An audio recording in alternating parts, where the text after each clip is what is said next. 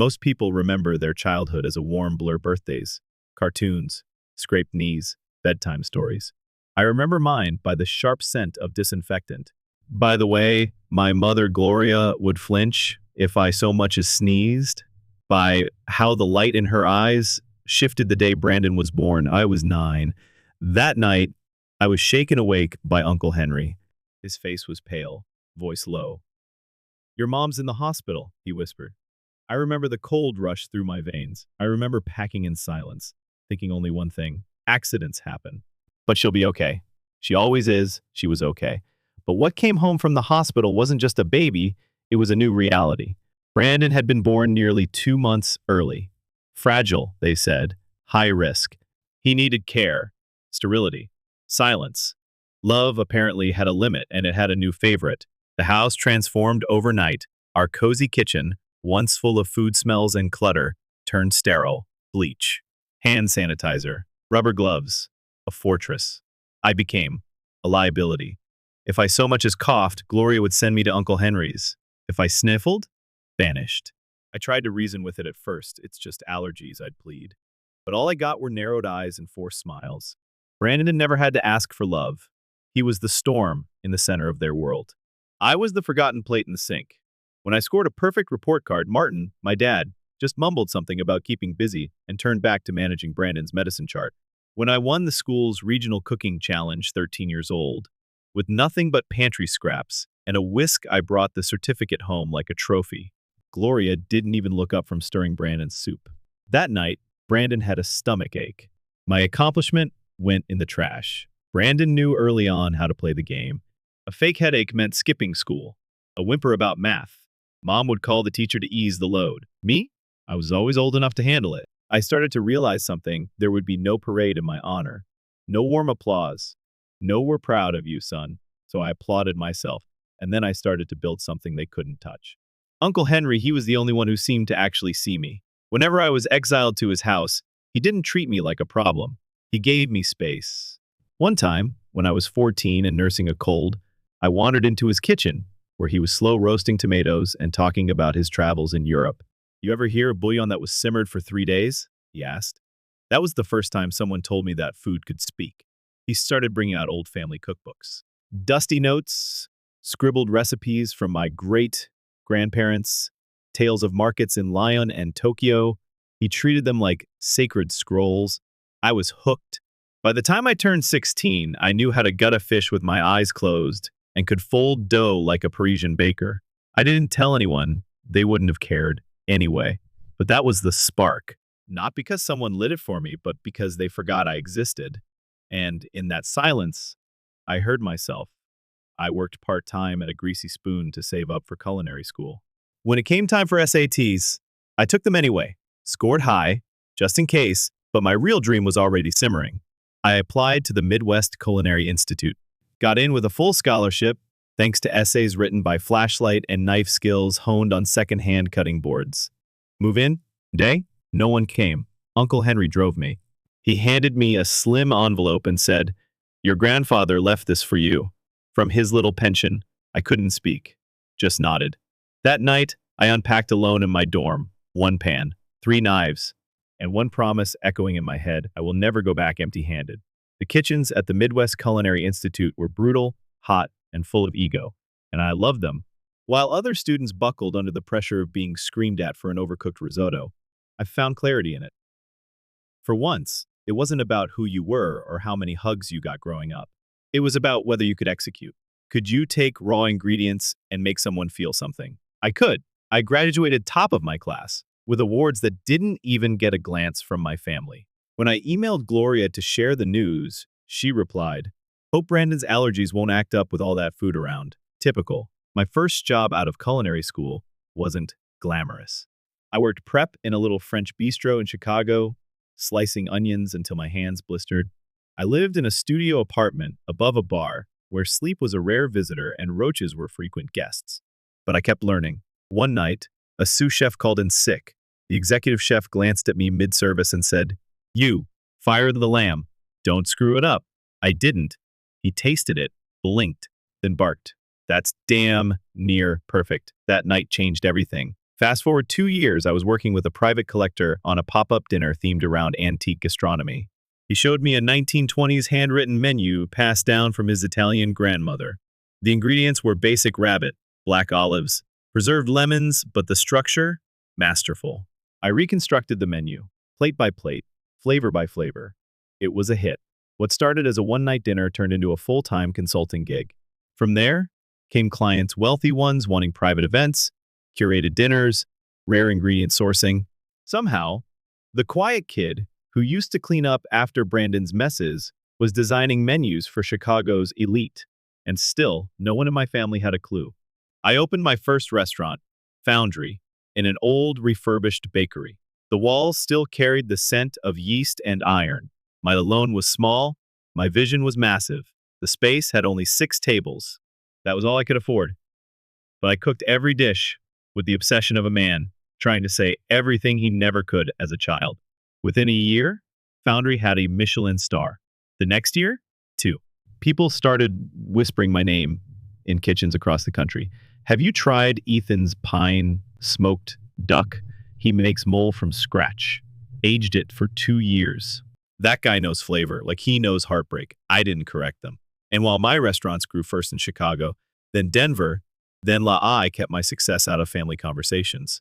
I never brought up the national awards, the magazine features, or the high-profile investors. To Martin, I was just still working in a restaurant. To Gloria, still busy with that food thing. And to Brandon, I was a footnote. I let it stay that way. I had no interest in proving anything to people who'd never clapped when I won, until Thanksgiving. It started the way most disasters do with good intentions. Gloria called a few weeks before. Her voice was scratchy. My back's not what it used to be. I can't do Thanksgiving dinner this year. I paused. I had a tasting event in Paris 2 days later, but I also knew the script. If I said no, I'd be selfish again. I'd be the absent son, the one who forgot where he came from. So I said yes, but I wasn't going to cook it myself. I wasn't interested in a show. Instead, I called in the best, Verlaine Catering, the same team that handles my restaurant's private affairs. I told them to go all out, no shortcuts. Truffle stuffed turkey, cardamom spiced yams, a charcuterie board that belonged in an art gallery. It cost more than Brandon made in a month. I didn't flinch. Thanksgiving arrived. The food was delivered precisely at 3:00 p.m. The team set it all up while I dressed in slacks and a wine-colored button-up. No apron, no chef coat, just Ethan, the son. Brandon took one look at the spread and sneered. You ordered takeout? I poured myself a glass of Sancerre. It's catered. He laughed loud, fake, nasal. At least you could have made it yourself. You're a chef, right? I took a sip and smiled. And you're a marketer, but I've never seen your billboard. His face twitched. Gloria stepped in, trying to smooth things over. It's different, but we're thankful. Come on, everyone. Let's eat. We did. Or at least they did. I sat in the background, listening to Brandon humble brag about his PowerPoint work, his boss who's a total pain, and how if I had a real job like Ethan, I'd probably have time to travel too. No one laughed, but no one stopped him either. I let it slide. I always did. After dinner, I slipped upstairs, needed to check in on a Tokyo investor who was buying into a new bistro concept. I opened my laptop, clicked through the deal, reviewed a few payment dashboards, then the door opened. Yo, Brandon said, walking in without knocking. You got a charger? Before I could answer, he spotted my screen. His eyes zeroed in on the banking app. The balance glowed like a siren. 12,028, $142.78. Time froze. His smirk melted. Wait, what the hell is this? He said, voice cracking. I moved to close the laptop. Too late. He snatched it and ran. Everyone, come look, he shouted, thundering down the stairs like a kid with gossip. He's a millionaire. Ethan's been hitting it. Every eye turned toward me. Wine glasses paused midair. Forks hovered like question marks. Then Gloria said, voice shaking, You? You had that kind of money while your family struggled? Brandon was beaming now, drunk on revelation. And I've been paying rent for my apartment while HES got all this sitting in the bank? I should have explained. I could have. But something inside me had reached the boiling point. I just stood there, still as the center of a storm. Gloria's voice hardened. You have an obligation, Ethan, after everything we've done for you.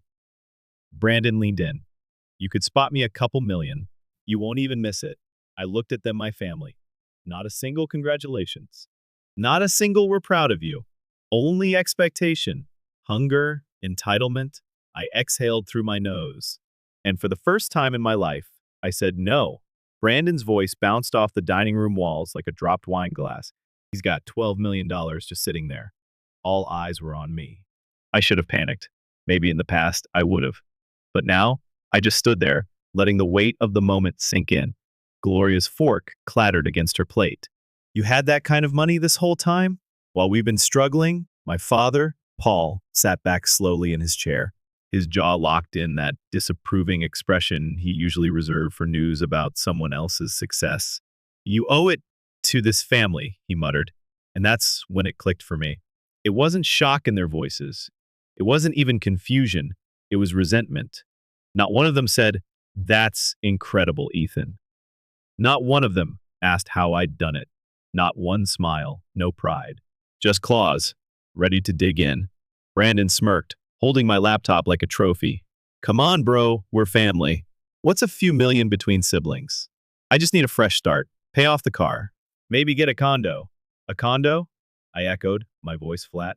He shrugged. Something small. You know. Like 2 million max. Gloria didn't hesitate. Your father and I have been thinking about buying a vacation place in Naples. Nothing flashy, just something comfortable for retirement. That'd be, what, 3 million? It was like I wasn't even in the room anymore. I could have been a checkbook on legs. I took a slow breath. I've been sending $7,000 a month to your account for the past 2 years, I said to Paul and Gloria, to help pay off the house. Quietly, no questions asked. Silence. Gloria blinked. You? That was you? I nodded, and I didn't need a thank you. I didn't even need credit. But watching Rachel take it, that was a new low. Rachel, sorry. Brandon had the decency to look stunned for a half second before rolling his eyes. Oh, please. It's not like you said anything. If it mattered, you would have told someone. That was it. I stepped forward and took the laptop from his hands, like a teacher reclaiming a cheat sheet. You didn't deserve to know. Gloria stood. Don't talk to your brother that way. I turned to her, eyebrows raised. Brother? You mean the guy who's never worked a full-time job without quitting in 6 months? The guy who crashed my car when we were teenagers. And then let me take the blame. Because you didn't want to upset him? Paul's chair scraped loudly against the floor. Watch it, Ethan. No, I said, my voice rising now. You all watched me bust my ass in silence. You watched me grow up invisible so Brandon could always be the one in the spotlight. And now that I've made something of myself without a single handout from you, you want to act like I owe you something? Gloria looked genuinely offended. We're your family. You were my audience, I snapped, but never my supporters. Brandon crossed his arms. So, you're not going to help us? I did help you, I replied. And you let Brandon take credit. That's when Paul slammed his hand on the table. You're being dramatic, I chuckled. It wasn't joyful, it was bitter, tired. You think I'm dramatic? You raised me on scraps of affection while Brandon got gold-plated excuses. I've been quiet, I've been polite, I've been invisible, but I'm not going to bankroll your entitlement. Brandon stepped closer, his jaw tight. So that's it? You're cutting us off? Yes. No hesitation. Gloria gasped, like I'd just announced I was burning the house down. I've spent my whole life building something from nothing, I said, while you were playing favorites and telling yourselves I was just bitter.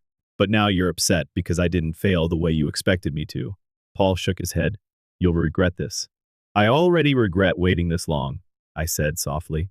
I picked up my coat, slung it over my arm, and walked to the front door. Brandon called after me.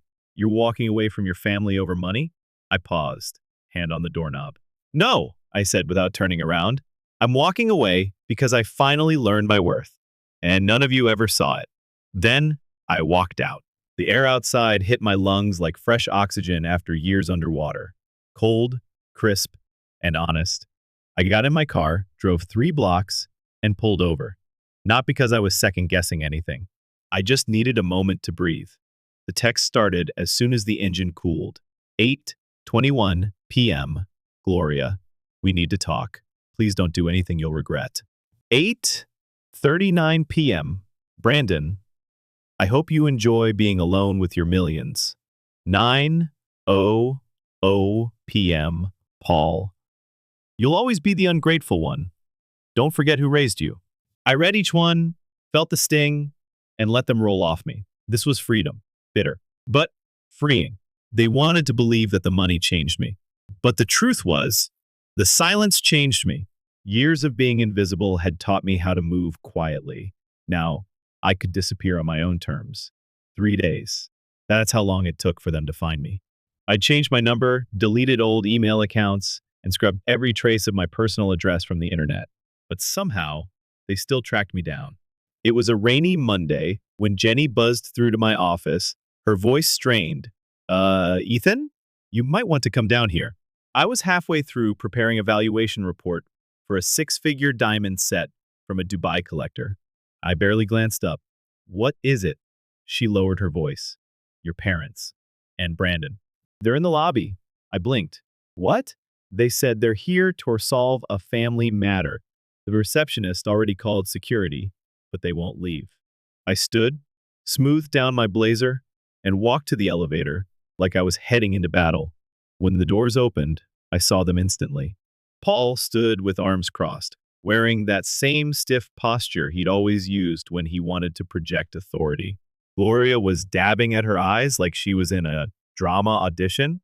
Brandon, in true fashion, had his hands in his hoodie pockets, bouncing on his heels like this was a casual brunch meetup. They saw me, and all three turned like synchronized dancers. We just want to talk, Gloria said. You've said plenty already, I answered. Paul gestured toward the private conference room. Some privacy, that's all we're asking. I hesitated, then nodded once and waved for Jenny to unlock the door. 5 minutes. The door clicked shut behind us, and suddenly the room felt smaller than it was. Gloria was the first to speak. Ethan, please. We didn't come here to argue. That's a first, I muttered. She took a shaky breath. Look, I know things were messy, and we made mistakes, but this thing you're doing, cutting us off, like we're strangers, it's cruel. I folded in my arms. You called me heartless, selfish, greedy. Paul's jaw tightened. We were upset. This isn't about insults, Brandon scoffed. It's about you being a control freak, man. You've got $12 million. You're rich, and you're hoarding it like a dragon. I raised an eyebrow. I worked for every dollar. Gloria reached for my hand across the table. I didn't offer it. Ethan, she said softly, your father and I were just caught off guard. It's not easy knowing your child's been hiding a life from you.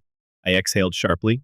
You wanted to talk about hiding? You hid affection, support, respect. For years.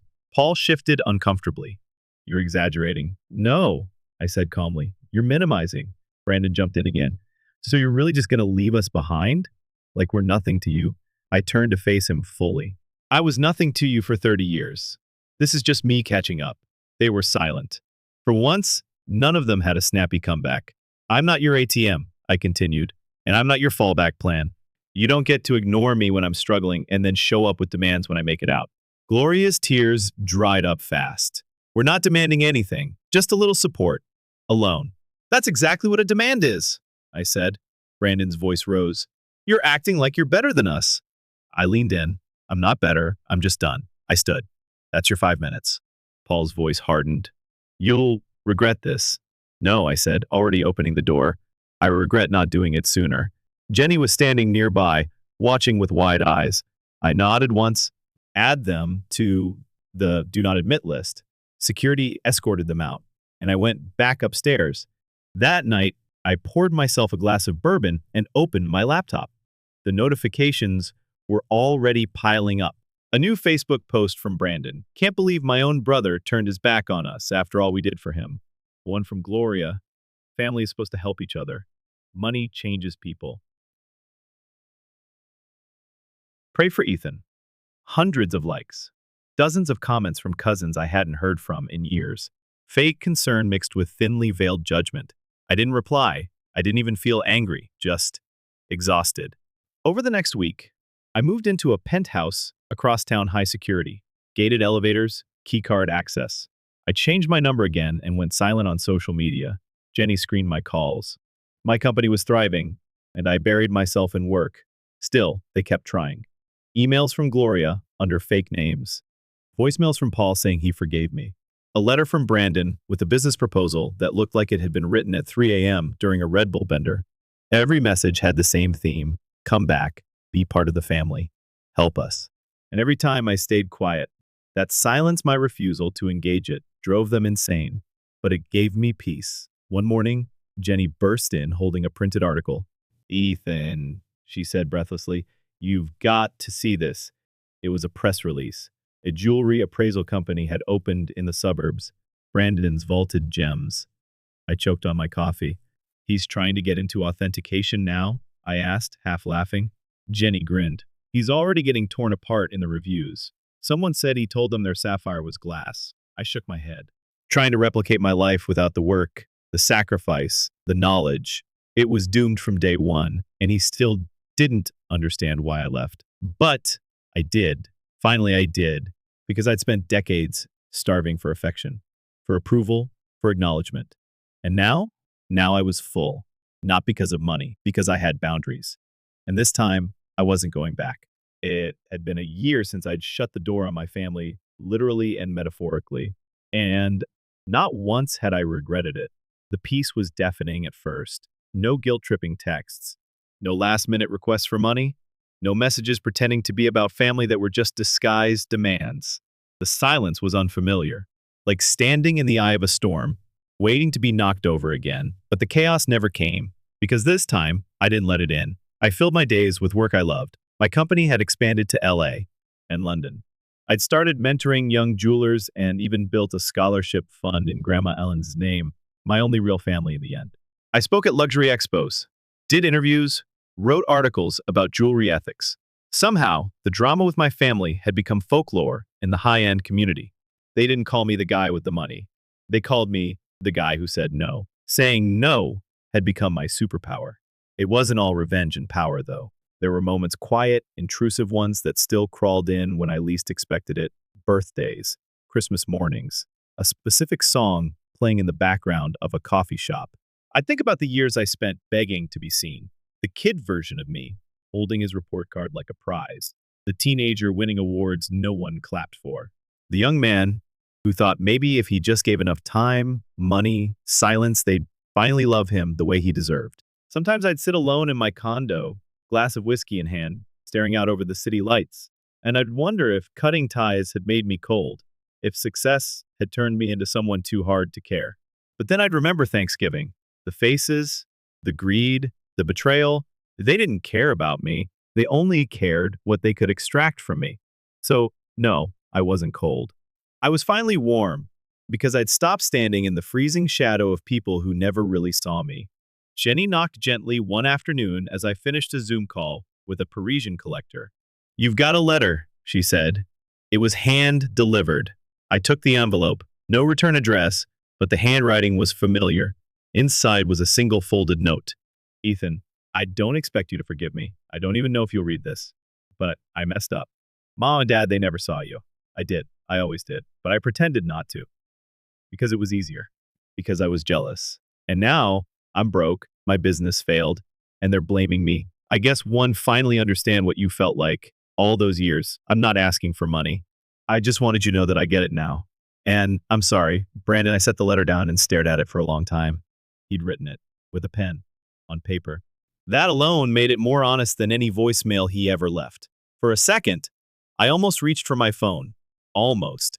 Instead, I slid the letter into a drawer and got back to work. Not because I didn't believe him, but because my healing wasn't dependent on his apology. Closure didn't mean reopening the door. It just meant I could move on without needing to burn what was behind me. Later that year, I stood at the ribbon, cutting for my company's new nonprofit division. We'd be partnering with schools to teach financial literacy and gemology to underprivileged youth. I looked around at the crowd: reporters, students, board members, and smiled. "Ladies and gentlemen," I began, "when I started in this industry, I was working out of a storage space above a noodle shop." Laughter rippled through the crowd.